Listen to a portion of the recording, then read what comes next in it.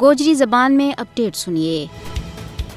غزہ میں صہیونی اسرائیل کی ننگی جارحیت کو کھیڑ بدستور جاری ہے۔ کارپٹ بمبنگ کا نتیجہ میں غزہ کی فلک بوس عمارت ریت کا ڈھیر میں تبدیل ہو کر رہ گئی ہیں اور ان کا بسنیک شہادت کا اعلیٰ درجہ ور فائز ہو گیا ہے، جن میں ایک بڑی تعداد عزت مآب مایاں بیڑا اور معصوم شیرخوار بچہ کی ہے۔ اود قیامت صغری برپا ہے۔ اود کی صورتحال میدان کربلا کی یاد تازہ کر رہی ہے۔ جس طرح یزید نے اہل بیت اطہار ور کھانوں پانی بند کیو تھو، اسی طرح غزہ کا محکوم و مظلوم مسلمانہ ور صہیونی اسرائیل نے کھانوں پانی اور دوا بند کر دیتی ہیں۔ ہسپتالاں ور بمباری ہو رہی ہے۔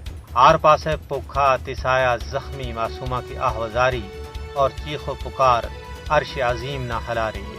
دوجے پاسے اسرائیل کا ہواری ہندوستان نے اسرائیلی بربریت اور فرعونیت ناجائز قرار دے کے اس کی بھرپور مدد کو یقین دلائے ہے۔ کشمیر اور فلسطین ور 7 دہائیاں تو وحشیانہ قبضوں دنیا میں عدم استحکام کی بڑی وجہ ہے۔ نہ صرف اسرائیل بلکہ قابض ہندوستان بھی کشمیر میں ظلم و بربریت کر کے نہ صرف علاقائی بلکہ بین الاقوامی قوانین کی دھجی اڑا رہے ہوئے ہے۔ ہندوتوا انڈیا اور صہیونی اسرائیل دوئی مسلمانوں کے خلاف نسل پرستی کا جرائم کا مرتکب ہیں۔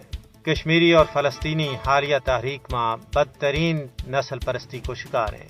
مودی اور نتن یاہو کا عزائم ایک جیسا ہے، دوئی مسلمانوں کا خون کا تسایا ہے۔ فسطائیت یاہو اور مودی کو مشترکہ عقیدہ ہے۔ بھارت کشمیر میں اپنا مکروہ عزائم کی تکمیل واسطے اسرائیل کا اشارہ ور چل رہا ہے۔